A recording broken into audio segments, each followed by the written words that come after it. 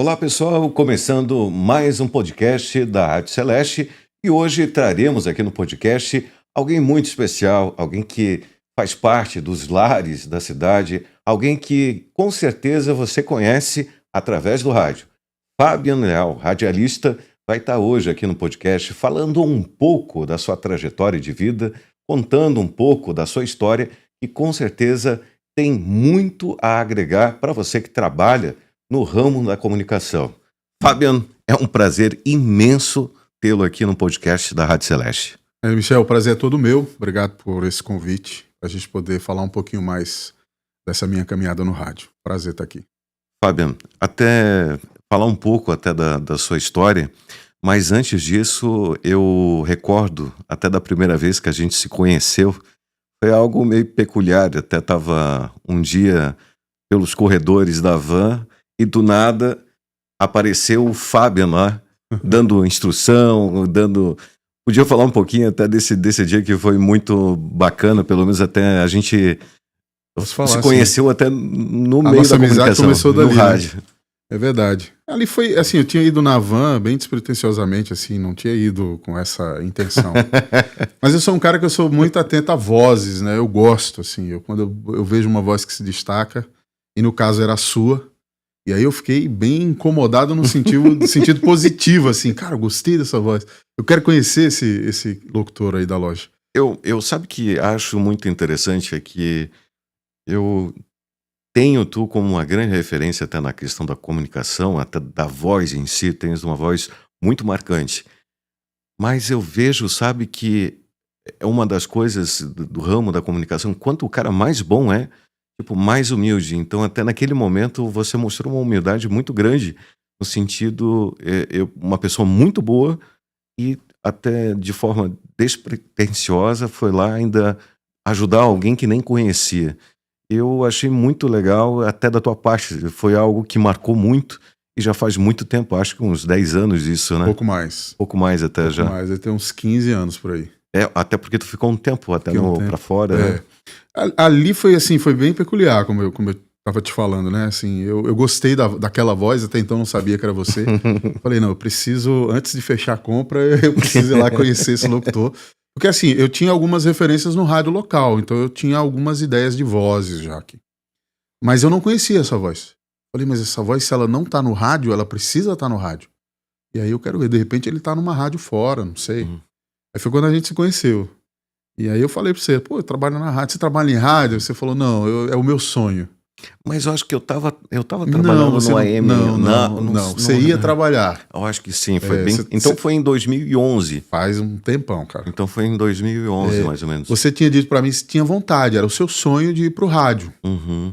Mas que aí você... Ali já era o começo ali e tal. Eu falei, cara, você tem tudo pra ir pro rádio. Você tem que estar no rádio. As pessoas precisam ouvir você no rádio. A sua voz é muito boa. Principalmente na área publicitária. Uhum. Eu falei isso pra você lá. E aí eu gosto da tua voz, eu sou apaixonado por voz. Não é porque eu sou da profissão, não, mas é uma coisa que me chama. Até porque eu trabalho com vozes. Esse é o meu maior forte, eu acho. Você trabalha muito com a questão de vozes caricata, né? Que é uma das suas características. Lembro eu que, certo tempo atrás, sintonizei a rádio de Gaspar e parecia que tinha milhares de pessoas dentro do estúdio, era só tu. Era eu e mais 2 colegas, né? Mas eu fazia várias vozes. Parecia que até dentro do estúdio tinha muitas pessoas e, na verdade, era tu só com a tua técnica. Era um programa de humor, né? Quando eu comecei em rádio, eu não tinha noção de nada disso. Comecei lá atrás, né? Eu tinha 12 anos. Eu já procurava rádio muito antes, assim. Então, o rádio nasceu dentro da minha casa. E falar, da onde que iniciou a tua carreira no rádio? Da onde, que cidade que tu iniciou? Eu sou natural de Caruaru, Pernambuco. Sou nordestino, muito orgulho. E lá na minha cidade, a história do rádio na minha vida começou assim. A minha mãe, as donas de casa a gente sabe. A dona de casa, a companheira da dona de casa é o rádio. E a minha mãe, dona de casa, sempre fazia as atividades dela acompanhada do rádio. Só que no horário que ela fazia as atividades, eu estava em casa, eu estava na escola. Só que, coincidentemente, nesse dia, eu não sei se foi porque eu não sei se eu estava de férias. Eu sei que eu não fui para a escola. E aí ela ligou o rádio. E quando ela ligou o rádio, parece que ela ligou aquela Chave. A chavezinha mágica. E aí eu fiquei. A gente fala, parece uma redundância, mas não é.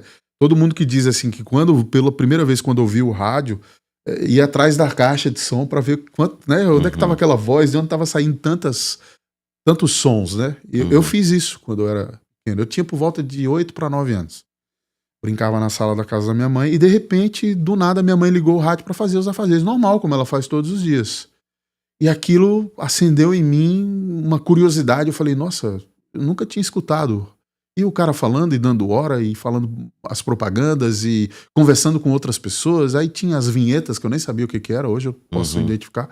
E tinha vinhetas e tinha locução, aí entrava repórter e o cara lia texto ao vivo e tudo na mesma hora ali. Eu falava, meu Deus, que mágica é essa? E o bom é, por exemplo, que trabalha muito com a questão do imaginário. Hoje também com a questão do streaming. É o forte do rádio, ele né? trabalha com a questão de imagem, mas anteriormente era uma questão, por exemplo, a propaganda em si custava muito mais barato e trabalhava muito com a questão emocional, porque quando você colocava, por exemplo, até particularmente uma voz bonita que nem a tua no rádio, já automaticamente remetia a algo bom, de classe. Então são situações, por exemplo, que o rádio ele trabalha muito com a questão do imaginário da pessoa, né? Esse é o forte do rádio, né? O rádio mexe com a imaginação, inclusive isso é um dos fortes slogans, né, do meio de comunicação. O rádio mexe com a sua imaginação, e mexe mesmo. Se você que está aí acompanhando a gente fechar o olho e começar a falar um texto aqui, interpretar uma propaganda, você vai criar essa imagem, essa fantasia na sua cabeça. Então é isso que o rádio causa. Então, né? por exemplo, uma mulher bonita na TV, tu tem que ter, como se diz, uma mulher realmente que remeta àquele padrão de beleza. Agora, tu falar no rádio, a pessoa vai colocar o que é o padrão dele de beleza através do que tu estás falando. É verdade. Então é uma, como se diz, uma propaganda que eu via que tinha uma eficácia muito grande, até por uma questão até da forma que era feita. É que, na verdade, assim, qual a diferença do rádio para a televisão?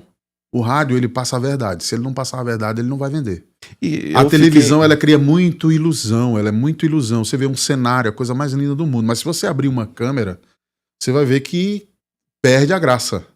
Então, assim, a TV, ela é muito ilusionária. O rádio não. O rádio é aquilo ali. O que você está ouvindo é o que está acontecendo. Por isso que diz que o rádio é o veículo que passa a verdade. A televisão, não é que a televisão não passe a verdade, mas ela trabalha muito com a ilusão das pessoas. Mas eu vi que o rádio em si é uma estatística que depois da Igreja Católica é o veículo que tem mais credibilidade. Então, quando a propaganda diretamente está no rádio, não significa só que ela está sendo ouvida por outras pessoas, mas também remete à credibilidade da própria marca que está anunciando. Sim. Então isso que eu vejo o diferencial e o poder do rádio. Mesmo com o stream, ela continua ainda, como se diz, tem muitas empresas que estão aproveitando esse lado do stream. Mas eu vejo assim o quanto remete à questão da credibilidade. São linhas diferentes, né? São linhas de pensamentos diferentes. O rádio, ele nunca vai deixar de ser rádio, apesar da internet ter vindo para somar com ele. O que eu talvez, na minha opinião, não sei, as pessoas podem até achar diferente, mas assim, eu vejo que o rádio ele perde um pouco da graça quando a imagem invade ele. Como assim? Hoje você vê a maioria das rádios transmitindo ao vivo as imagens. Entendi, então você acaba tirando um pouco daquela ilusão que o rádio cria, aquela, né, passa aquele de mexer com a mente das pessoas. Mas isso está se referindo à questão, por exemplo, de ações promocionais, por exemplo, tá lá não, promoção não, entendi. Programas dentro do estúdio mesmo. Sim, o estúdio. Por exemplo, antigamente você, para conhecer o radialista, você só conhecia pela voz. Você ia dentro de um estúdio de rádio, se o cara não abrisse a boca, você não ia saber nunca que era aquele cara que você ouve na sua casa, no seu trabalho. Né? Se ele ficar caladinho, você passa Agora, por ele. Tu tá falando referente às câmeras no estúdio. No estúdio. Um pouco tira essa magia. Tira um pouco dessa magia. Pro jornalismo, eu acho interessante. O jornalismo. Não pro entretenimento. No entretenimento, por exemplo, o programa Pânico, eu acho que foi algo muito bom. Por exemplo, que aconteceu. Se tornou uma TV, na verdade. Ali foi uma opção. Eles quiseram virar a chave nesse sentido. Então, por quê? Porque o Pânico, eu acho que assim, o Pânico chegou num tempo em que no rádio já alcançou tudo que eles podiam alcançar. E aí veio o streaming, e aí eles aliaram. Não, já que o Pânico já é o sucesso já de credibilidade total, consolidado, não tem o que fazer. Hoje, se você pegar uma referência hoje em termos de rádio, você vai pegar Rádio Cidade, Transamérica, Jovem Pan. Aí se você for mexer muito mais na história deles, vocês vão ver grandes programas.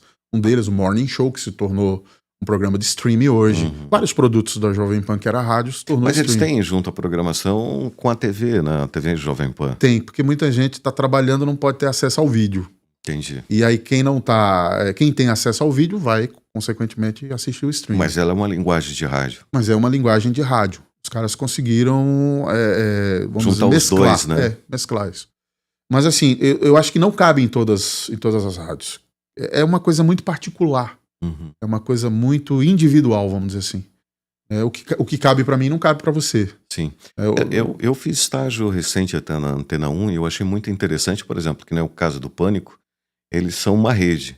Então, quando chega, por exemplo, o horário do Pânico, todas as redes do Dial tá transmitindo e automaticamente, tipo, isso remete também na questão da audiência dentro das plataformas online. Então, junta os dois. E eu vi também algo diferenciado até na questão da própria programação da Antena 1, que eles têm também as afiliadas, mas todas elas remetem para São Paulo. Então, quando o Dial pode ser filiado ou própria, toda a programação é focada na internet para uma só emissora, que é de São Paulo. Então, eles juntaram toda a rede para um ponto só. Eu acho que o ruim do rádio, diretamente, o pequeno, é sozinho conseguir sobreviver. Isso que é o difícil, talvez, para as rádios do interior. As grandes redes tá tendo um ótimo resultado, talvez porque eles juntam o dial e também o stream. Eu vejo assim, tem regiões que não caberiam. Uhum. Não caberiam, porque assim, é a questão mais local. Você precisa ter essa interação com o teu público. Uhum. Quando você direciona só para uma região, tipo uma capital, São Paulo... Mas o caso da Antena 1 é diferente porque eles têm um padrão no sentido... Ali é um estilo de música a qual dá prioridade à música. O locutor, eu acho que é um segundo plano. Tanto é que não tem muito essa questão de intervenção do locutor em si, porque é exclusividade. E eu vi que a programação deles é total... tem 4 minutos durante 1 hora. Então, assim, até os breaks comerciais são menores, extremamente reduzidos e a prioridade é a música. E quem gosta, por exemplo, de uma radioterapia, no sentido de ouvir músicas mais voltadas até para a questão de meditação, tipo quem sabe até, vamos supor, um consultório, um escritório de advocacia, ou até mesmo uma padaria, tipo, são locais onde que querem talvez um pouco mais de um som ambiente. É uma programação que eu vejo muito boa. Eu escutava a Antena 1 desde os 14 anos. Para mim foi uma grande realização de um sonho até estar trabalhando lá. Eu cheguei a trabalhar ainda quando eu cheguei aqui em Santa Catarina, a rádio Nereu Ramos, de Blumenau. A Nereu é jornalística, né? A Nereu hoje é Jovem Pan, né? Mas na época era a Nereu Ramos, era toda produzida local. E o proprietário da Nereu, seu Paulo Vieira, ele tinha a bandeira da Antena 1. Uhum. Então eu ainda peguei os últimos 8 meses da Antena 1 antes dela ficar totalmente local, né? 90 FM Blumenau. Antes ela era Antena 1. Então assim, a gente via muito isso. O que acontece nessas rádios que trabalham em redes, né? Elas criam a sua identidade e buscam o seu ouvinte fiel. Elas vão encontrar. Então elas trabalham muito em cima dessa linha, assim, né? É uma identidade. Então todo mundo vai se identificar. Não, eu gosto do estilo da Antena 1, é aqui que eu vou ficar. Eu gosto de uma rádio mais popular, eu vou pra massa. Eu fiquei assustado, porque assim, eu vi agora até a programação do Oscar e via a CNN no YouTube. Tinha 40 mil pessoas. O Oscar. Eu tava na Antena 1 e constantemente 52 mil pessoas online. Tipo, é uma coisa absurda. Assim, para uma rádio, eu achava uma audiência muito grande. Se a CNN, que é uma TV, até no Oscar, que teve toda essa comoção nacional, eu acho que é uma rádio, pelo menos assim, que tem uma audiência. E tanto é que a Antena 1 hoje é a rádio mais ouvida no stream. Então, assim, eu realmente acho muito bacana, por exemplo, aproveitar essa tecnologia. E eles têm muito essa questão da expertise, sabe? As rádios, grandes rádios, assim como Antena 1 e outras bandeiras, eles primam muito pela qualidade. Então, assim, eles têm um rigor em todas as áreas da rádio, porque eles precisam manter isso. Né? Então, isso gera a credibilidade, eles têm conteúdo, né? Então eles trabalham muito em cima disso. Então, assim, eles trabalham para evitar alguns erros. Então, eles já trabalham como eu posso colocar, antecipadamente. Eles já trabalham nessa linha. E se der errado, o que a gente faz? Tem sempre um plano B para que isso não ultrapasse para o seu ouvinte. Então, eles têm uma equipe enorme, eles trabalham em todas as áreas, jornalismo, né, as informações, a programação musical.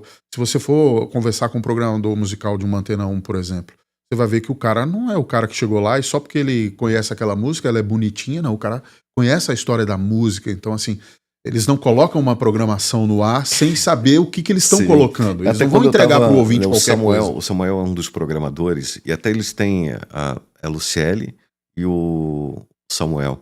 E é engraçado que a gente brincava, né, para ver se ele descobriria só na melodia. Cara, o cara era muito bom. Eu trabalhei muitos anos com programação e eu bastava tocar a segunda nota e eu já sabia qual era a música. Eu colocava a nota da música, o cara já descobria. Eu tinha essa também. É que a gente percebe, por exemplo, que as pessoas que trabalham realmente, eles amam o que fazem. Para trabalhar com programação musical, tem que ter não é botar o seu gosto, né? só. Lógico que tem uma pitadinha do nosso gosto, que a gente também, né, trabalha em cima disso aí. Mas tem que ter conhecimento musical. Você tem que saber que banda é aquela, quanto tempo ela fez sucesso, qual a melhor música dela, o que realmente tocou no rádio, se ela se identifica, o estilo daquela banda se identifica com a minha atual programação. Então, assim, tem todo um apurado em cima de determinada música, ou determinada banda ou cantor, para passar para o ouvinte. E outra, você precisa conhecer o seu ouvinte também. Você sabe que o que você vai entregar para ele vai ser uma entrega perfeita. Sabe, é uma mão dupla, né? Sobre a questão da personalidade até da programação, eu quando imaginei assim, cara, como as pessoas conseguem fazer a plástica dessa rádio, porque para mim é tão perfeita, só que eu tive a oportunidade de conhecer o dono da Antena 1. Então, eu vi que o perfil da pessoa que faz, porque ele que coordena toda a parte da plástica. Então eu vejo que assim, a forma, a pessoa dele, o requinte, a forma educada dele, ele é a Antena 1. E, cara, eu fiquei pensando, bicho, eu conheci a pessoa que diretamente é responsável por essa referência de plástica de rádio. Eu conheci a rádio, né? Na verdade, ele é a rádio. Ele é a rádio, Então, para mim foi, sabe, esse estágio de jornalismo que eu fiz na Antena 1, foi como ganhar na loteria, sabe? Porque eu ouvi e nunca imaginei na minha vida que eu estaria ali com a pessoa que fazia diretamente o que é a rádio. A rádio é ele. Então, todas essas 26 rádios espalhadas, tipo, tudo foi idealizado. Ele que idealizou esse formato. Eu tive essa mesma experiência que você teve quando conheceu o dono da Antena 1, com o dono da Rádio Cidade em Recife, capital. O seu Ricardo. Ele era a Rádio Cidade. Então, ele dava uma liberdade para a equipe dele, porque eram super profissionais. Eram os profissionais de super referência na capital. E era a rádio top. Naquela época a Transamérica já era nome, a Jovem Pan já era nome, mas na capital, em Recife, a Rádio Cidade bombava mais. A gente falava esse termo, bombar. Então, assim, o seu Ricardo, ele tinha essa preocupação. De que a gente precisa entregar para o nosso ouvinte, mesmo ele sendo um ouvinte jovem, para a época, né? Um ouvinte que gosta do estilo musical da Rádio Cidade, mas tem um porém. Eu não posso entregar qualquer coisa para o meu ouvinte. As músicas que chegavam, a sala dele era repleta de CDs e material dos divulgadores, mas isso não ia para a mão do programador enquanto ele não ouvisse, enquanto ele não fizesse a primeira depuração. E aí ele separava algum material, aí ele dava liberdade pro programador, porque ele também já conhecia o cara. Sim. O cara tinha uma qualidade de conhecimento musical também, que ia juntar o dele com a experiência do programador. Então aí saía o produto. Né? Às vezes saía além da expectativa. Tinha música que você ouvia e você dizia, meu Deus, que musicão. Então assim, tem muito isso do dono, né? Tu tinha comentado é Paulo Vieira, né? Paulo Vieira é o dono da 90. Da Nereu, mas ele era... Mas antigamente ele era dono da Antena 1, né? tipo de A 90 Blumenau. FM, A no 90. qual ele se afiliou à bandeira Antena Mas se 1. tu reparar, é por isso que eu até, quando eu falo do seu Orlando, que é o Orlando Negrão, que idealizou o formato Antena 1, se tu pegar, por exemplo, a 90, ela tem a mesma plástica, o mesmo formato que da Antena 1. Eles foram até filiados, só saiu, tipo, as vinhetas, tá mais ou menos o mesmo formato da Antena 1. Na Então é isso época, que eu, como se diz, acho a Antena 1 referência, sabe? Que muito, até tive conversando com o seu Paulo num congresso que teve recente, até do Congresso Catarinense de Rádio e TV. eu fui E, responsável pela mudança da Antena 1 para Rádio 90 FM local. sério? Sim, a maioria dos programas que foram criados na época fui eu quem criou os programas. Lógico, eu criava as ideias, o seu Paulo ele fazia aquela filtragem, porque ele era o olho da imagem da empresa. Ele comentou que fez alguns cursos de marketing em São Paulo, trabalhou muito até nessa área de comunicação lá, e até falou que conhecia muito ali o seu Orlando, até teve uma época, quando que foi para a questão de filiar, ele tinha comentado que ele veio até Blumenau, então até a gente conversou um pouco até no Congresso Catarinense, e tive a oportunidade de conversar com ele. Quando ele tinha a bandeira Antena 1, como eu te falei, eu tive essa liberdade. Ele me convidou, chamou para uma reunião à parte com ele e disse assim: ó, Fábio, eu tô querendo mudar, a gente vai mudar a nossa bandeira, eu tô querendo ficar local, voltar a ser local, porque antes ele era, mas com uma nova roupagem. Aí apresentou a ideia para mim e perguntou assim: eu posso contar contigo? Porque assim, até então ele não tinha aquela certeza de que podia ter uma equipe que para fazer essa mudança, sair de uma Antena 1 assim e mudar local, né? É um risco, era um risco para ele. Mas era um risco que ele já estava calculado. O que ele queria, na verdade, era ter uma equipe que somasse junto com ele. E eu estava chegando, já estava na Nereu, já tinha mostrado algumas ideias para ele e tal. E na época eu fui convidado para ser da parte artística da rádio. E aí ele me deu essa liberdade. Então, ó, eu vou te dar uma liberdade de você cria alguns nomes de programas para mim. Quais foram criados na época? Best Light Hits e vários outros. Eu tinha tudo anotado no meu caderno. Até a primeira reunião que a gente teve ali no hotel que fica na Erma Ruscher, nós fizemos uma reunião depois com toda a equipe que ele chamou para a rádio, que já fazia parte da Antena 1, né? A equipe, para ter essa mudança. E depois a gente fez o coquetel no Plaza, que inclusive eu fiz a playlist do coquetel, baseado na linha da música que ele queria, né? Baseado na Antena 1. E a Antena 1 realmente foi uma referência musical para esse contexto dessa mudança da Antena 1 para 90 FM. Por quê? Para poder manter a qualidade dos ouvintes, para poder manter o bom gosto, né? O que foi ainda assim meio assim, eu diria, como que eu posso dizer, não tinha ainda uma abertura muito boa, era a música nacional. Ele não queria, o seu Paulo ele achava que a música nacional não ia combinar com o estilo Antena 1, saiu da Antena 1 local, então ele queria levar o estilo europeu. Ele ama o estilo musical europeu. Eu acho que tem a Antena 1 de Roma, e um dos problemas que estava enfrentando, porque tem um programador até na própria Antena 1 que coloca músicas de gênero italiano. Só que lá o seu Orlando não tem essa. Agora começaram a filtrar um pouco mais. Só que havia uma certa desarmonia, porque tinha que ter 30% de músicas italianas lá. Então é uma questão de outorga mesmo. Isso. Mas Aqui só no que Brasil acaba também. atrapalhando diretamente, porque os programadores têm um padrão de São Paulo, e quando vai para Roma, talvez não tenha essa mesma filtragem assim e o mesmo estilo do que o seu Orlando quer. Pensa numa pessoa exigente. E sabe, isso diretamente eu admirei muito, sabe? Que é uma pessoa que um requinte de um jeito musical, e é ele que diretamente fez a programação, é o que é hoje, graças ao Orlando. Só que em Roma eles não têm tanta, como se diz, porque é como se diz, um pouco separado assim. Então esses 30% diretamente não tem uma certa harmonia como a do Brasil. Tem muita gente que gosta.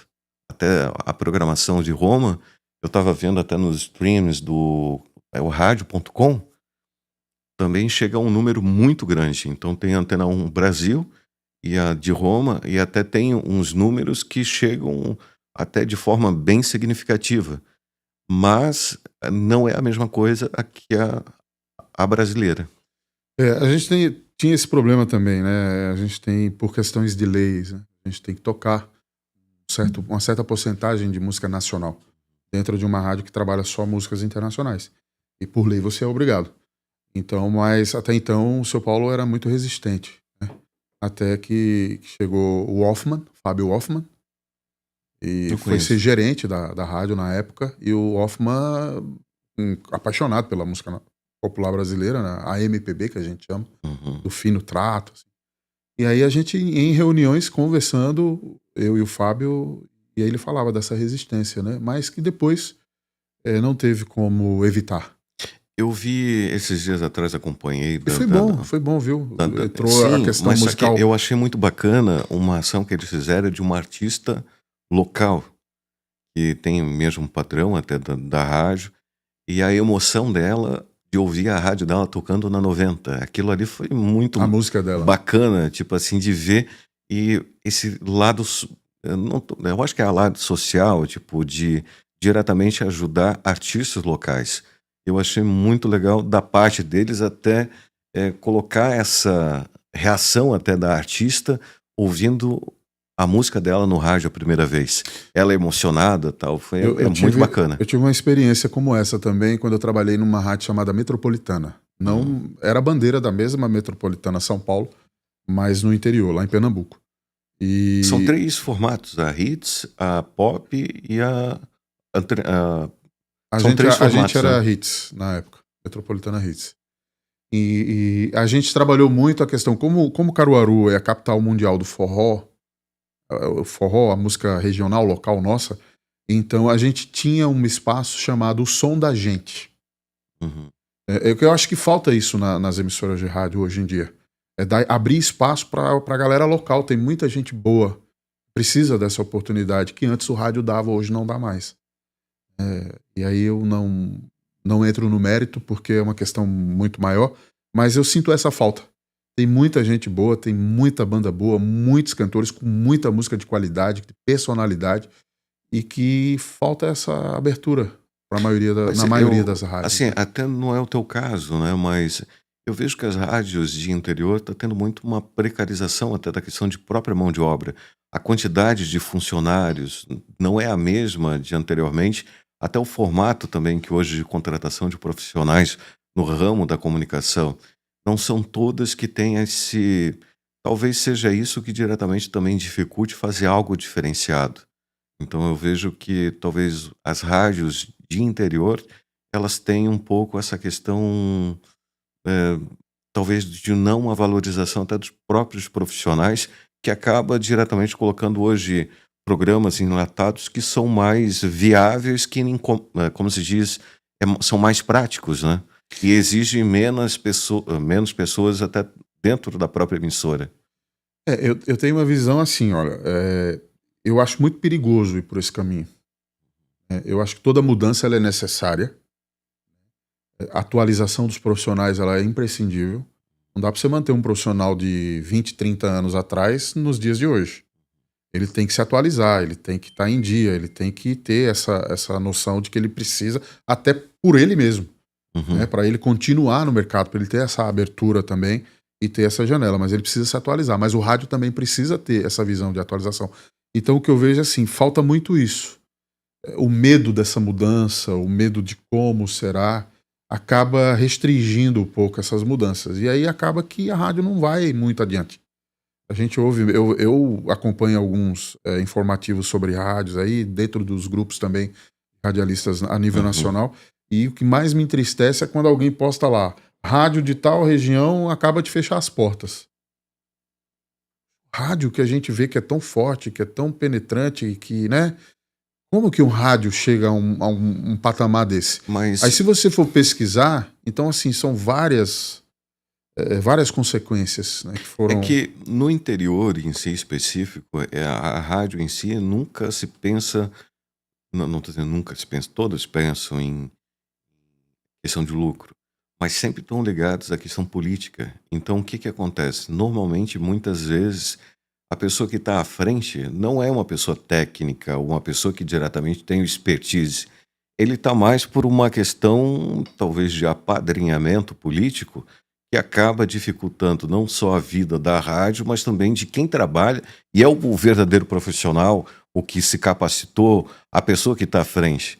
Às vezes uma pessoa que tem um talento que nem tu, por exemplo, uma voz tipo boa, tu é um profissional que tem que ser reconhecido, mas às vezes, por exemplo, dentro da emissora do rádio vai colocar uma pessoa que não tem capacidade, primeiro, tipo, que não tem voz, que às vezes só está lá por uma questão política, que às vezes, por exemplo, não tem, e é isso que acaba muitas vezes até dificultando o rádio. Ah, não pode fazer tal coisa, porque o cara não tem capacidade nenhuma de estar lá e está até atrapalhando um profissional bom, como, por exemplo, um Fabian da vida, que muitas vezes tu vai pegar, por exemplo, lá na região onde que tu morava, tu poderia estar sofrendo, porque tipo, a pessoa só está lá para diretamente por estar. Ele não está nem aí para a questão de retorno comercial. Eu tive uma experiência parecida em Minas Gerais. Eu trabalhei numa rede de rádios lá, em que até determinado tempo estava indo tudo bem. Aí, de repente, se aproximou a política e aí vem o jogo das cadeiras, né? Uhum. E uma pessoa foi colocada lá na direção da rede, era uma rede também de rádio, a maior rede de rádios que eu já trabalhei, 36 emissoras próprias, não eram afiliadas. Sim. Por que próprias? Porque o diretor, o dono da rádio, da rede, ele foi comprando as emissoras que estavam em declínio, ou que estavam com algum problema financeiro, e foi adquirindo porque o propósito dele era montar uma rede. E ele montou uma rede estruturada com 36 emissoras. Eram 38, mas algumas, 2 ou 3 emissoras estavam sucateadas. Mas ele tinha, no total, 38 emissoras de rádio. Enfim, 34 funcionando. O que aconteceu? O diretor da rede era um cara que trabalhava para o sindicato dos motoristas de ônibus. Foi ser diretor da rede mineira de rádio. Então, assim, tinha muita vontade o cara de fazer um trabalho e tudo mais, só que a gente vê assim, não combinava, não era da área. Né? Hoje a rede mineira não existe mais, eu posso falar tranquilamente. Mas, assim, foi algo que não encaixava. E a gente foi ver o porquê. Questões políticas. Então, assim, tem essas visões também no rádio, né? E as pessoas precisam tomar muito cuidado, porque isso pode levar a caminho sem volta.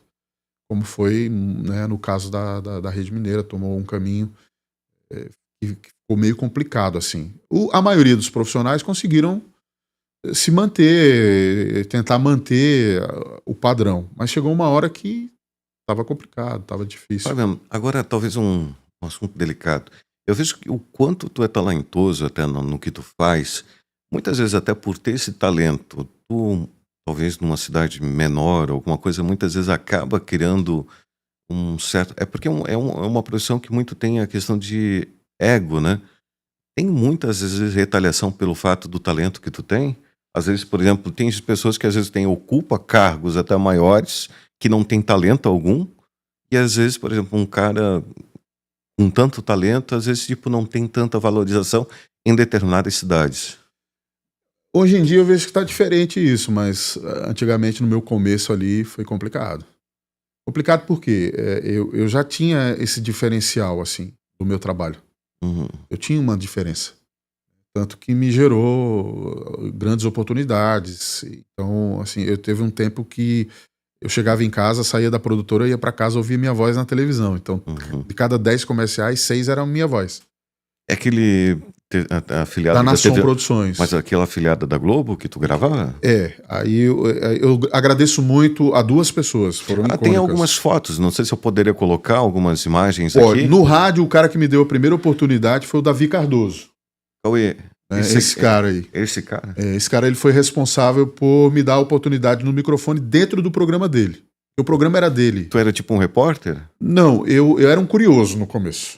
Meu sonho era trabalhar, era saber como que trabalhava em rádio. Então eu comecei a ler aquelas notinhas que a gente lê hoje, que são os merchans, né? Sim. Então eu começava a ler umas notinhas aqui, umas notinhas ali, mandava Mas tu já tinha essa voz na época? Não, muito, muito jovem. Eu tinha, acho que 15 para 16 anos. O aperfeiçoou?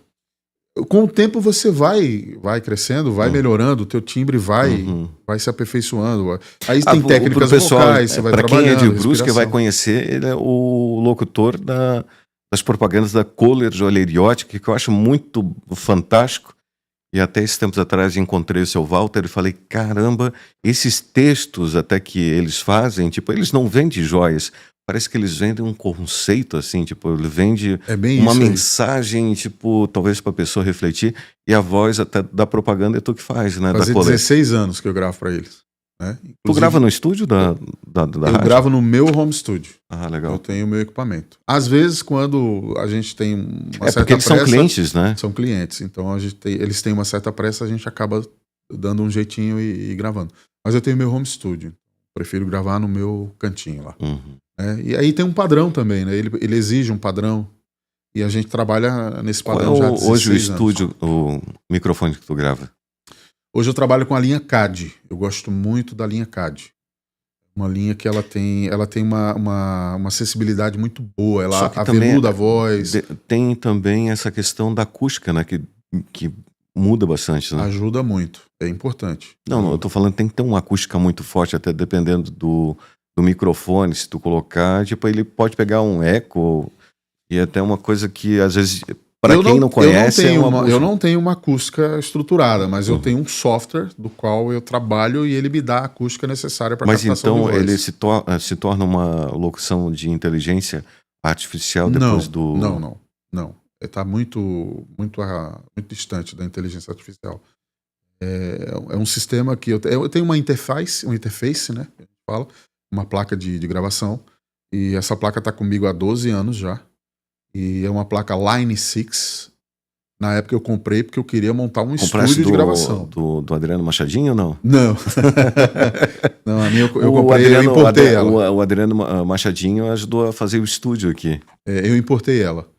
Foi uma dica de um outro profissional que tinha uma dessa. E aí ele acabou agregando outros equipamentos e essa Line 6 ficou pequena para ele. E aí ele me indicou, olha, um dia eu tive uma Line 6, é material muito bom, ela tem uma entrega muito boa e tal, e eu falei, cara, eu vou apostar nessa. Apostei e deu certo. E pra você ter uma ideia, eu tenho ela há 12 anos e eu não usei 3% dela.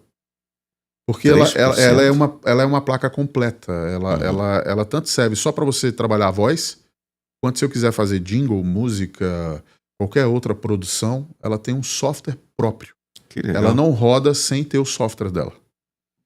Então, assim, ela é uma placa bem completa. Assim. Na época, minha visão era mas ela me satisfaz tranquilamente. Que bom. Né? E esse senhor aqui?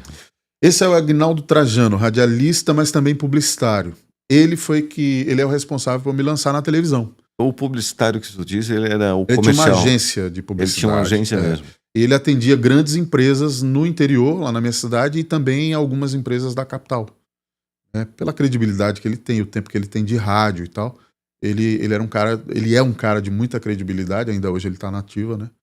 Os filhos dele, na verdade, assumiram a... Que idade que ele tem hoje? Se eu não me engano, ele está com 82 anos. E está ainda na ativa? Ele não está diretamente ligado, mas é como se fosse um conselheiro hoje, dos filhos, né, que assumiram a empresa, né? Os filhos tocam a Mas empresa. A rádio era dele? Não, ele trabalhava na rádio e aí ele abriu uma agência de publicidade para ele, né? E nessa agência de publicidade ele atendia também não só rádio como televisão, né? E aí o público já estava cansado de algumas vozes que já estavam, né? E um dia eu estava gravando na Nasom Produções, na produtora do Ná, e o Ná chamou ele e disse assim, ô Agnaldo, ouve essa voz aqui. E eu estava do lado, assim, o Ná não me apresentou a ele diretamente. Ouve essa voz. Eu gostei dessa voz. Quem é essa voz? E ele, olha, aquele rapaz ali. O novinho. Eu disse, essa voz? Então grava um texto aqui para mim. Aí pronto, daí começou a nossa amizade, ele abriu as portas para mim na televisão e fui crescendo. As orientações dele também, um profissional incrível, um cara de um talento, assim, excepcional. Bacana. E foi me orientando. Tem umas fotos aqui, né? Tem. Esse Lenildo Lima, eu tenho um carinho pelo Lenildo, porque assim, na época que o Davi me deu oportunidade no programa, o Lenildo, na época a gente não tinha como jornalista. Era rádio mesmo? Rádio Difusora de Caruaru. O Lenildo Lima, ele era roteirista e noticiarista, não era jornalista, como se chama hoje, né? Era roteirista, porque ele fazia a própria matéria, a própria notícia, e ele lia. Na época era datilografia? Datilografia. Para pensar, né, que tinha cartucheira, tinha tudo. Era. Ainda peguei essa época aí. Né? Em outras rádios eu tive que montar cartucho também. Posso perguntar, tu sente saudade desse tempo ou hoje tá mais prático? Para ti, se fosse, vamos supor, para começar agora ou naquele período? Eu sinto saudade. Mas é como eu te falei, as mudanças são necessárias, elas precisam existir. Mas eu acho que... Precisava-se de mais pessoas para trabalhar no rádio na época? Não necessariamente. Aqui antigamente era assim, tinha o operador e o locutor. Por exemplo, você está aí fazendo a locução e eu estou aqui só operando para você. Então eu é que fazia toda a plástica da rádio, tira a vinheta, coloca a vinheta, bota a música. Então assim, a gente tinha mais trabalho. Os operadores antigamente trabalhavam de verdade. Tu trabalhou como operador? Eu já trabalhei como operador. Também locução ao mesmo tempo? E também comecei a fazer a locução. Na AM. Porque quando eu comecei a ter a oportunidade... Para mim, a maior escola do rádio. Eu não sei por que tiraram o AM. Enfim, sempre tem... Mas a linguagem do AM continua em algumas emissoras também. Mas elas, por lei hoje, elas estão sendo obrigadas a ter determinado tempo para migrar, né? Da questão da migração, mas eu estou dizendo, a linguagem, existe ainda muitas rádios que procuram ter a mesma linguagem. Não estou falando que seja a mesma coisa. Determinadas regiões combinam. Outras determinadas regiões não combinam mais. Por quê? São frequências, são pensamentos. O FM é diferente do AM. Tanto na linguagem, na proposta, enfim. Por exemplo, até só quando uma rádio jornalística. Mas ela pode ter a mesma linguagem. Eu tive em São Lourenço do Oeste, até na Rádio 12 de Maio, ele tem uma linguagem muito até AM. A Rádio 12 de Maio é uma referência, até como agora migrou para FM, mas continua com a mesma linguagem, sabe? E continua com os mesmos ouvintes. A rádio que consegue fazer isso, parabéns. Não é fácil, né? Mas aquela rádio que consegue, eu acho que ela está num caminho bom. Só que hoje em dia a gente está muito na visão tecnologia. As mudanças elas são boas. Quando eu fui trabalhar na Rádio 12, eu não imaginava a potência que era a rádio, sabe? Eu lembro que comecei... Esse é o dono da produtora. Tudo começou com ele ali. Bacana. Hoje são os filhos, né, que assumiram, o Leonardo. Eu tava até falando da Rádio 12, né, que comecei como operador, né, e comecei a fazer participações, e comecei a fazer matérias jornalísticas, e tinha uma comunidade um pouco mais afastada no interior que estava fazendo uma festa. Cara, que loucura. Tipo assim, na festa todo mundo veio perguntando quem eu era, até porque eles brincavam, o Michel é um cara um pouco pequeno, é um baixinho, pequeno. É aquilo que o rádio causa, né? Mexe com a imaginação. Daí eram muitas pessoas do interior, e quando a gente foi fazer a festa, até matéria jornalística, no dia até, eu acho que era uma festa lá de São Cristóvão, não sei lá qual festa que era, de um santo, uma comunidade que eles estavam fazendo uma missa. Daí chegando lá, é tu, mas eles falaram que tu era baixinho. Daí falou, mas era brincadeira até da locutora, mas todo mundo na festa, então é tu. Cara, e a potência que era a Rádio 12 no interior, sabe? Então, assim, eu vejo que a rádio AM, dependendo da localidade... Eu sou apaixonado pelo AM. Para mim não tem, e eu fiquei não tem referência melhor. Eu fiquei encantado com a cidade. É uma cidade maravilhosa. É a fábrica da Paraty. Não sei se você já ouviu essa marca da Paraty de doces. Fazem. Então, a fábrica fica em São Lourenço do Oeste. É uma potência, assim. E a cidade muito linda. E até essa Rádio 12, eu fiquei bem impressionado, assim, com a questão da audiência que ela tem. Eu acho muito interessante, assim, alguns interiores, eles preservam essa cultura ainda. Né? Da linguagem do AM. Eu acho isso importantíssimo para os dias de hoje, para aqueles que estão começando a conhecer o que é rádio, né? Essa garotada jovem aí que está buscando entrar no rádio, eles terem essa referência. Você vê, tem gente hoje que você pergunta o que é um vinil, você pergunta a um jovem hoje o que é um vinil. Mas eu vejo muitos assim não sabem o que é um vinil. A Rádio 12, ela tem uma programação voltada muito para a questão de bandas, sabe? E assim, é uma cultura, mais regional. Então a programação não tem nada de música, é tudo música, bandinha, é uma programação realmente caipira, sabe? É a identidade deles, né? E é isso que eu vejo, que eu acho que o que eles diretamente têm de audiência é porque eles já têm a alma deles é focada para essa questão regional. Massa. Eu acredito muito, assim, eu gosto. Quando eu ainda tenho o conhecimento que alguma rádio ainda continua preservando a sua cultura do rádio e tudo, eu acho isso maravilhoso, né? Apesar de que hoje em dia a gente não vê tantas assim, né? Mas tem, alguns interiores ainda preservam, eu acho isso maravilhoso. Sim. São essas riquezas que a gente precisa manter, né? Para o pessoal entender de onde veio o rádio. O rádio nasceu dali, ó. Uhum. Hoje o rádio é o que é, mas ele teve uma base, né? Precisou passar. Então eu digo muito assim, profissional do rádio. Eu tô começando no rádio, eu queria que tivesse uma AM para esses caras começarem na AM. E é na Mas AM tu que acha o cara que hoje vai, é uma escola. Mas tu acha que diretamente hoje as rádio web não poderia suprir o que a rádio AM fazia? Porque hoje tem como iniciar, tipo, tendo a sua própria plataforma, né? É uma outra linguagem tambem, né? Por Então, quê? assim, Mas não pode criar uma plataforma focada. pode se criar também. Ela te dá múltiplas escolhas. É por isso que o streaming ele tem essa versatilidade, vamos dizer assim. Eu posso criar uma rádio só nesse estilo, eu posso criar uma rádio baseada no AM e tocar ela aqui. Eu vou ter meu público, eu vou ter o meu público. Mas assim, o que eu falo hoje, o rádio convencional, o rádio comercial hoje, aquele que preserva as raízes do rádio e que consegue preservar, legal, tá num caminho bom, eu acho, precisa-se, né, ter essa referência. Mas no streaming, você tem a possibilidade, N possibilidades, tanto de manter essa característica, como você fazer coisas, né, que hoje até a própria internet possibilita de você fazer. Uhum. Agora, falando desse senhor, tu falou que foi onde tudo começou.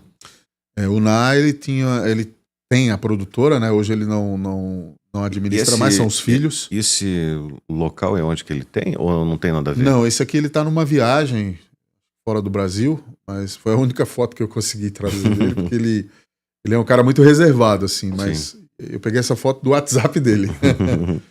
Espero que ele não fique com raiva de mim.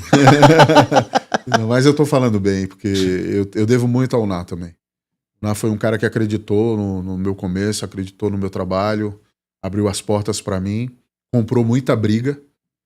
Teve muitas pessoas que chegaram a criticar o fato dele estar me dando oportunidade ali. Mas, Fabiano, mas foi um cara que acreditou em mim e eu agradeço muito a ele. Sim, até eu vejo que tu é uma pessoa extremamente criativa. Eu até fiquei sabendo a questão do teu diagnóstico de autismo. Eu acho que tem muito essa relação do autismo que tu tem, tipo, dessa personalidade criativa, né? Que tu é uma pessoa extremamente hiperativa, por exemplo, um turbilhão de pensamento, e muitas vezes talvez as pessoas não compreendam esse teu lado, né? Que é uma das coisas que eu acho que o autismo diretamente tem essa dificuldade, muitas vezes, que as pessoas não compreendem isso, né? Faz parte. São coisas que você tem que lidar. Eu não sabia até então. Eu tive o diagnóstico com 49 anos, graças à minha esposa. E 14 anos sofrendo comigo. No bom sentido. E também nos maus sentidos, né? E assim, ela não entendia muitas coisas que eu acabava fazendo, ou agindo, ou dizendo, que não tinha conexão. Que tu não tem, não, assim, não, é que eu vejo que é que nem como eu te falei que a gente se conheceu, da forma, eu vi que, por exemplo, tu foi de uma forma de tentar ajudar, mas outra pessoa, por exemplo, poderia interpretar de outra maneira. Então, muitas vezes, por exemplo, quando eu quero alguma opinião que diretamente seja uma coisa muito sincera, até peço até uma opinião tua, porque assim, se for uma bosta, tu vai falar, é uma bosta isso, é uma merda, desculpa. Mas tu é uma pessoa muito sincera no sentido, tu não poupa. Eu descobri isso no autismo, assim, o autista ele não tem filtro.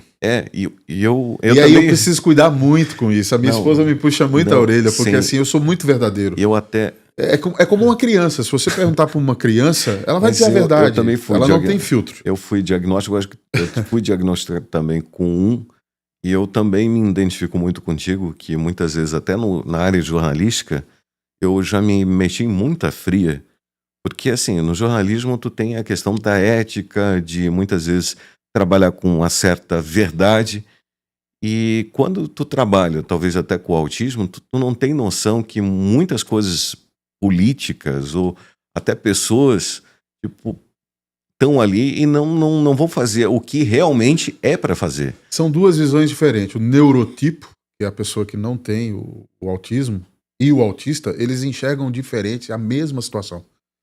Então, para o autista é mais difícil trabalhar a mesma situação quando ele está enxergando de uma forma que o neurotipo dificultosamente não vai enxergar. E isso acaba criando esse choque de alguma forma, né? Então, eu era muito assim, eu não sabia trabalhar. Ainda não lido muito bem com algumas coisas, porque foi recente. Mas eu acho que eu já melhorei em muitas outras situações. Então, é uma coisa que você precisa trabalhar. Quando você conhece, quando você passa a ter o conhecimento dessa eu até quando estava trabalhando na área de jornalismo, por exemplo, teve algumas situações, por exemplo, onde que fulano de tal é um cara importante, estava envolvido numa polêmica e era para mim, a redação mandava que era para fazer uma matéria. Chegava lá e dizia, eu conheço fulano de tal, não é para tu fazer. Falei, mas o porquê, cara? Tipo, algumas restrições, né? então, não, tipo, essas situações, por exemplo, me dava muita confusão, porque isso acontece. Muitas vezes do cara ser podado, eu conheço o fulano de tal, eu vou te ferrar a vida. Cara, eu não queria nem saber, eu ia lá, o fulano pediu, a redação pediu para mim fazer o negócio e não tô nem aí, tipo, eu vou fazer a matéria. E, cara, eu muitas vezes, por exemplo, até criava muita, tipo, talvez inimizades, porque realmente eu acho que eu não sabia dessa questão até do autismo. Eu tinha uma missão, eu tinha que fazer a matéria, independente se o cara era importante ou não. E isso, cara, era uma coisa muito difícil de lidar, porque tinha gente porque tinha posições, talvez até privilegiadas, e queriam que diretamente não fizesse. E eu, cara, eu não conseguia aceitar. Não, isso não é certo. Aconteceu tal coisa, tem que ser mostrado. E era isso que eu enfrentava até na área da comunicação. Até então não sabia, até da questão do autismo. Se eu tivesse talvez o diagnóstico antes, eu teria talvez arrumado muito menos encrenca. E até vejo que, por exemplo, muitas pessoas, até dessa época do jornalismo, cara, começaram tipo a fazer coisas mesmo para procurar, para prejudicar a vida, sabe? Então, assim, o cara, tipo, só procurando alguma coisa para ferrar a vida da pessoa. Eu passei por muitas poucas e boas no rádio com algumas pessoas, enfim, não entrando em detalhes. Melhor acho que nem comentar, não, né? nem precisa. Mas, assim, não foi fácil a minha caminhada, né? Então, eu tive esses problemas aí, foram problemas que depois eu descobri a questão do autismo e tal, e algumas coisas começaram a encaixar. E aí você vai entendendo por que determinada situação aconteceu, por que determinadas pessoas me trataram daquela forma, me tratavam assim, assado, me afastavam do grupo, né? Então, assim... Não, eu vou te falar uma coisa que eu ficava muito louco, que chegava na redação, o fulano pegou e... Desculpa, talvez até... andou com mulher casada, e não sei... Pra mim, tipo, é uma coisa totalmente fora da minha realidade, tipo assim, eu, sabe, fui criado talvez com meu avô, era uma pessoa muito séria. Qualquer brincadeira dessa, tipo, é um absurdo. E dentro do rádio eu sofria muito porque tem esse estereótipo que quem trabalha no ramo do rádio é tudo vagabundo, sabe?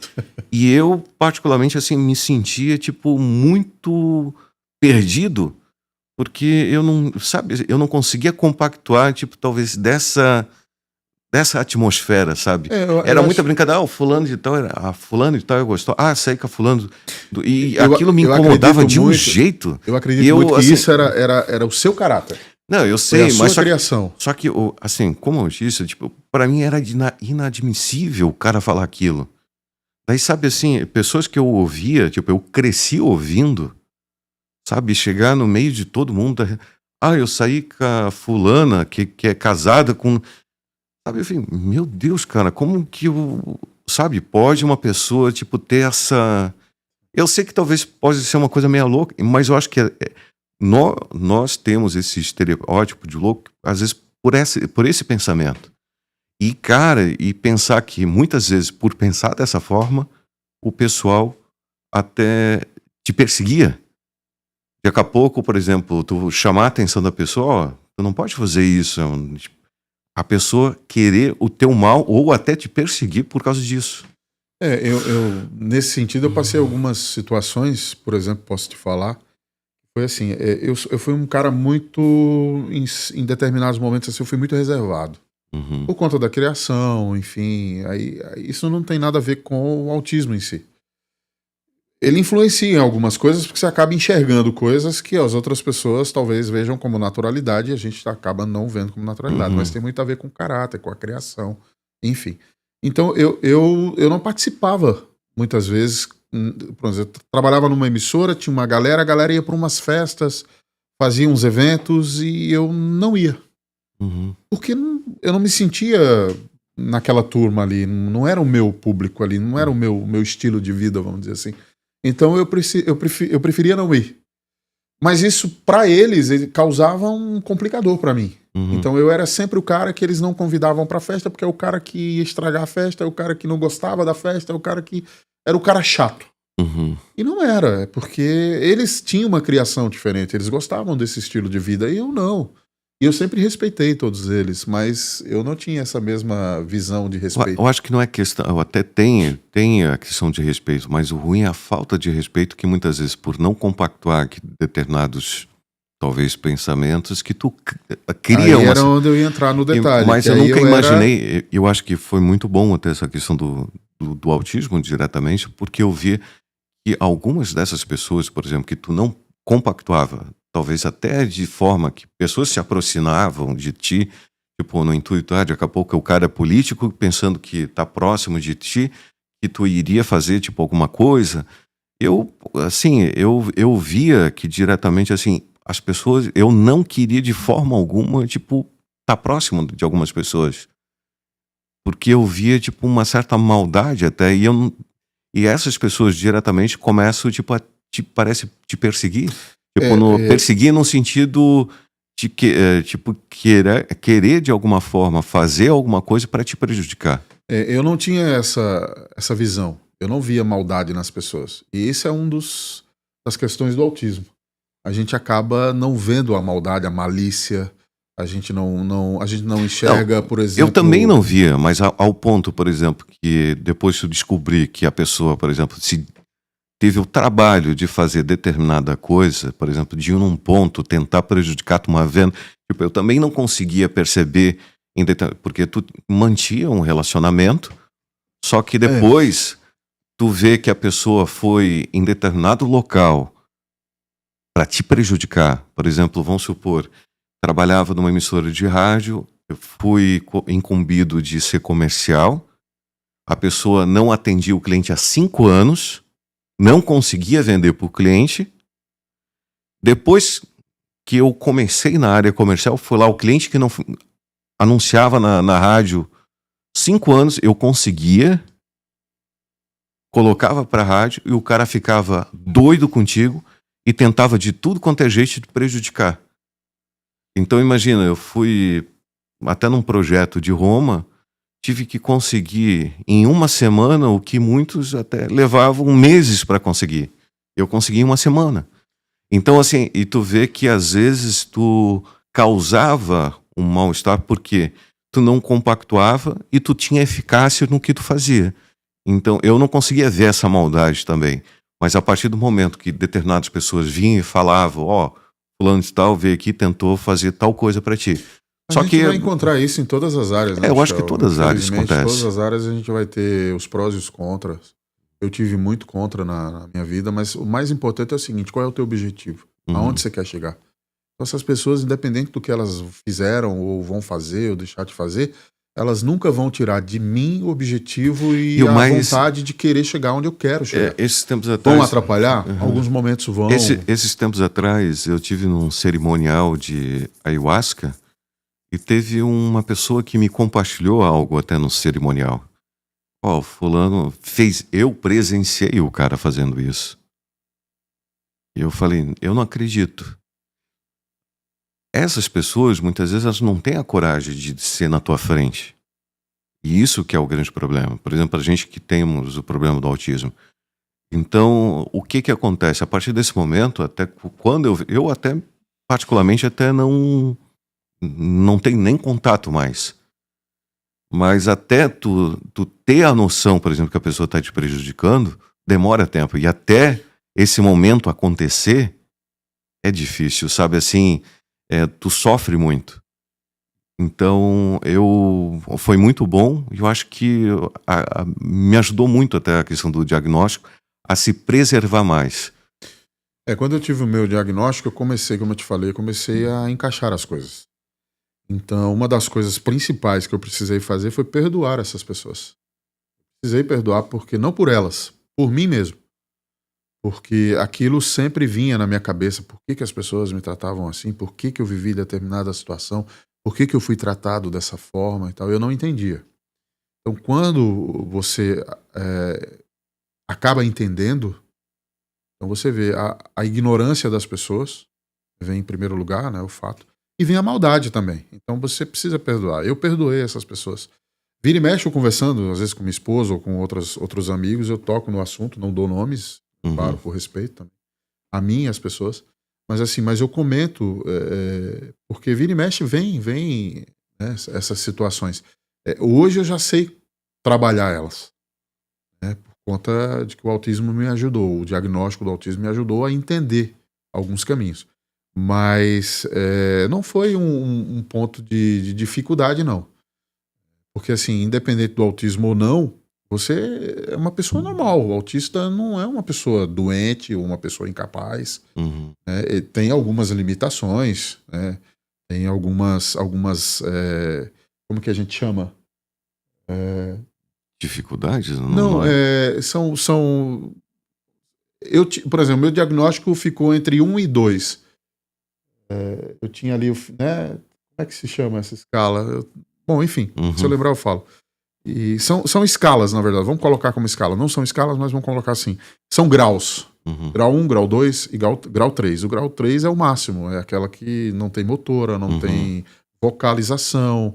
Ele é totalmente 100% dependente, ou do pai, ou da mãe, né? Ou de um tutor.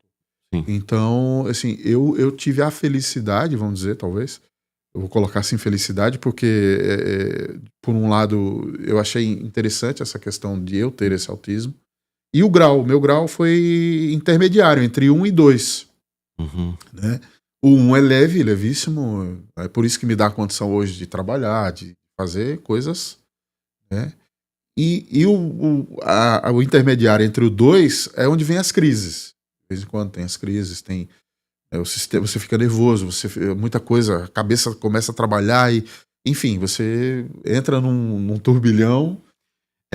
Então, eu, na verdade, eu tenho problemas de crise até cardíaco quando eu vejo algum tipo de injustiça, sabe?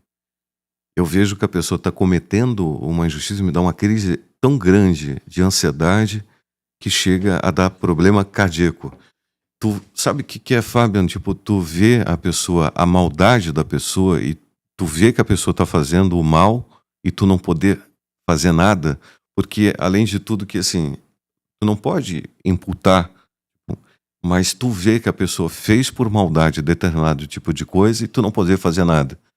Então eu vejo que assim, é uma situação um pouco delicada, porque tu trabalha muito com a questão da mente e eu vejo o quanto é dificultoso muitas vezes tu aceitar talvez a realidade da vida. Em determinados momentos tu vê que a injustiça é uma coisa que a gente tem que aceitar no mundo de hoje, mas procuro talvez hoje até me isolar um pouco mais, até me preservar talvez a palavra e ficar um pouco mais isolado, porque tu chega tipo num ponto que tu não acredita muito mais até nas pessoas em si. Michel, eu posso dizer para ti que quando a gente conhece a Deus, ele explica tudo. Não, sim, a questão consegue eu acho que muitas coisas. Mas eu acho que não é questão de Deus, eu tô falando de pessoas. Então, assim, mas quanto as à questão pessoas Deus, elas não podem entender nada se ela não tiver o amparo de Deus. Você por si só, eu por mim mesmo, eu sou ninguém. Não adianta. Eu não posso dar um passo a mais sem eu ter a presença de Deus na minha vida. Isso é em tudo. É em tudo. Não tem. O ser humano, ele não pode reger a sua vida se não tiver baseado no nosso Deus. Se o nosso Deus não for a fonte que nos abra o conhecimento, que nos abra os olhos, que coloque no nosso coração, na nossa mente. Sabe, é Deus. Eu sou uma Eu pessoa respeito muito. todas as crenças. Não, sim, eu tô falando eu no sou meu muito. caso. Eu sou muito cético no sentido, por exemplo, quando fala, por exemplo, a questão de Deus. Eu acho que Deus, diretamente, é quando tu tá sozinho no sentido, ou quando tu respeita o teu amigo, a forma que tu trata as pessoas e outras coisas da mais. Eu acho que não é o falar de Deus. Sim. Eu acho que está muito mais na questão da atitude e a forma que tu... Isso. Então, assim, honrar determinadas pessoas, por exemplo, o teu compromisso, a pessoa marcou contigo, tal hora tu tem que estar lá. Tu fez tal dívida, tu tem que cumprir com aquilo. Então, eu vejo que muitas pessoas até falam, não estou falando... Eu acho que Deus é isso. Então, assim... Tem gente que às vezes parece um paranoico, ou uma pessoa porque fica falando, e eu acho que ele não tem noção do que é o significado de Deus. Então, assim, eu acho que ter um pouco mais de noção do que é realmente Deus. Eu vejo que Deus está em cada um, eu acho que a gente até a igreja, quando tiver 2, ali estará tipo a igreja. Então, eu acho que a partir do momento que tu respeitar as pessoas, já está, de alguma forma, honrando com Deus. Essa questão de Deus é uma coisa muito individual, sabe, Michel? É muito pessoal. Por exemplo, o fato de eu lidar com essa questão Deus em minha vida é diferente da sua. É diferente de milhões que estão vendo a gente agora. A gente estava falando sobre o universo de significação. E até a gente estuda muito sobre a questão de signos, a interpretação das coisas. Então, quando eu vou te falar, por exemplo, de questão de Deus, cada um vai ter um significado diferente. Mas eu acredito que a percepção de quanto que a pessoa tiver noção do que Deus talvez é mais o teu agir, a forma que tu, talvez no momento que o respeito que tu tem quando uma pessoa não está presente, eu acho que é muito mais, não é só o respeito, é a ação de Deus. Então, eu acho que ali é a forma de mostrar o quanto que tu é uma pessoa de Deus. Então, não é o que tu fala, é que talvez a pessoa não tenha noção de que Deus verdadeiramente talvez está no respeito que tu tem, talvez na frente, ou até quando a pessoa não está presente.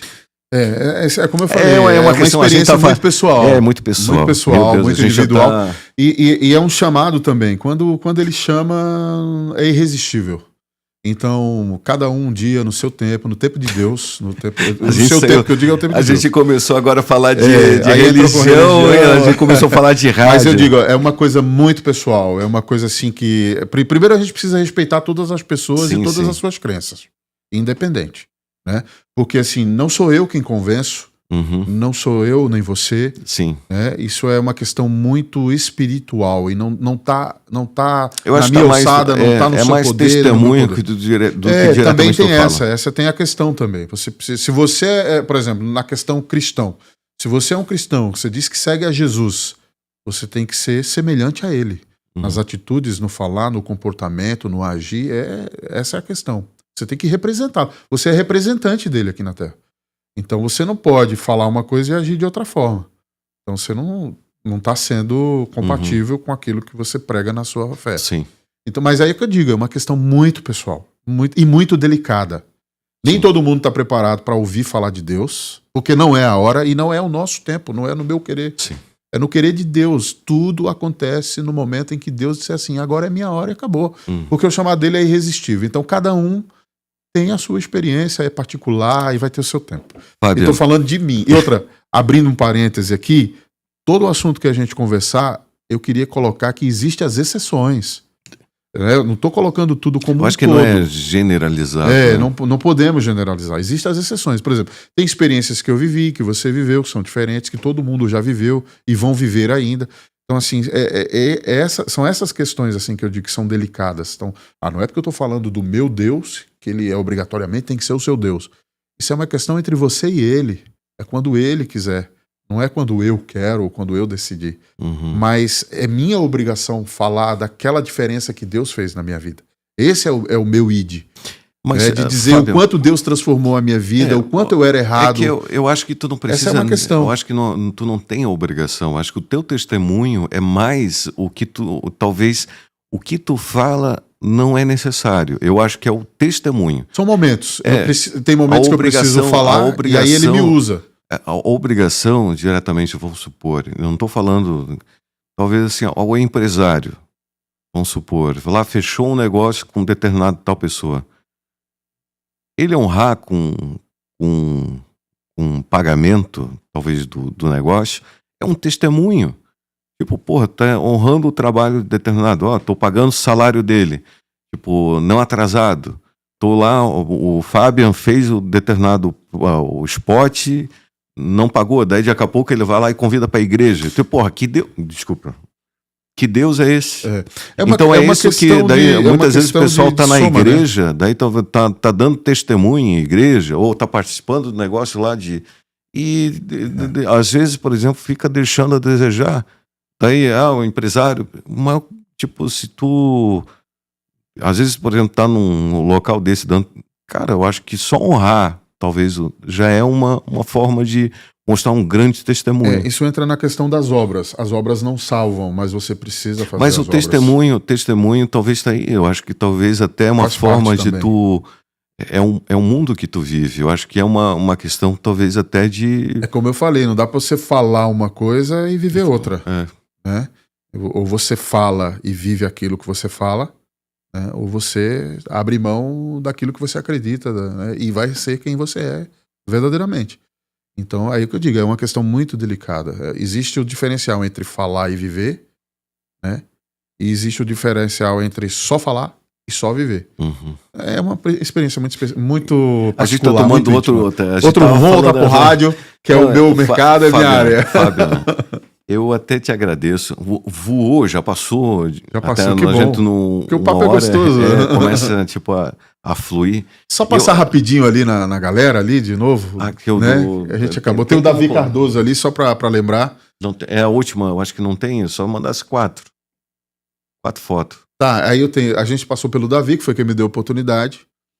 Aí eu tenho também, junto com o Davi, o Lenildo Lima, que o Lenildo Lima faleceu, inclusive na época que eu acabei tendo a oportunidade com ele. Ele precisava. Na época, eu me lembro, a história foi bem rapidinho que eu ia falar.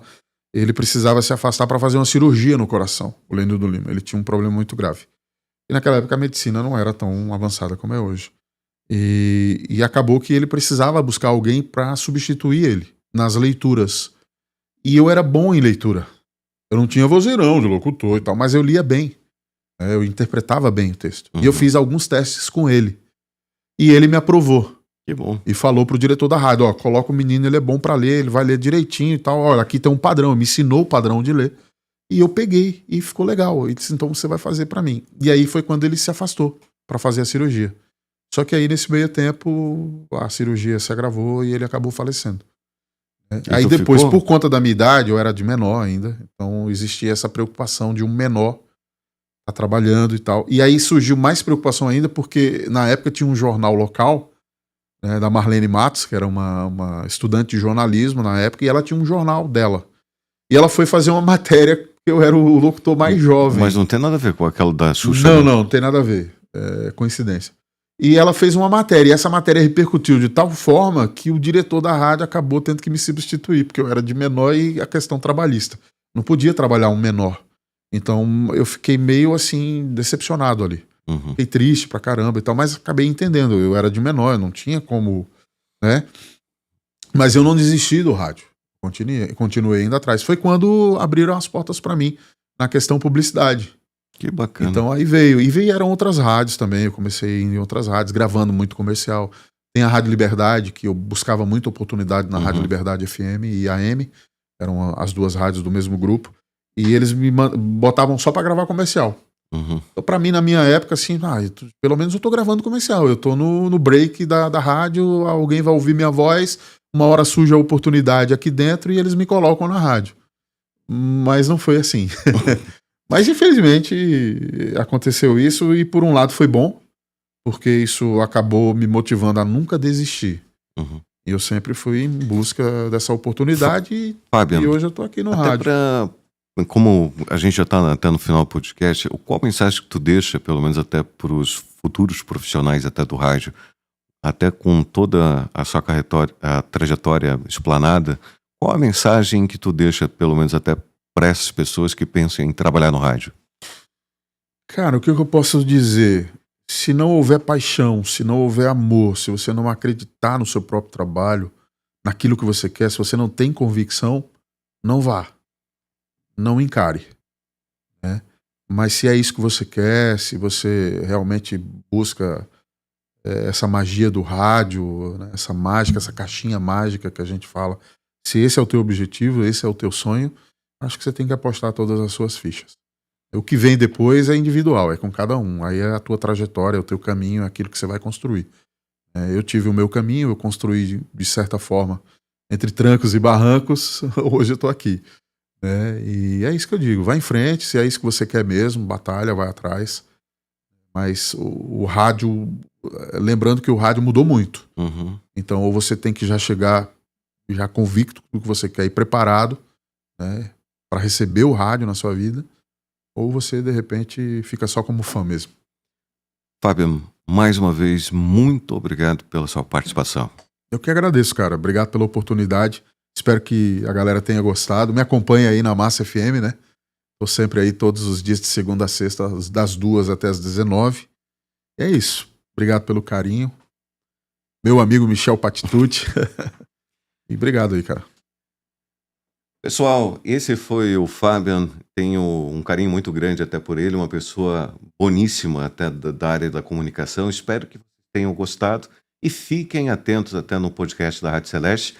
Traremos muito mais pessoas. Valeu, pessoal. Até o próximo. Tudo de bom!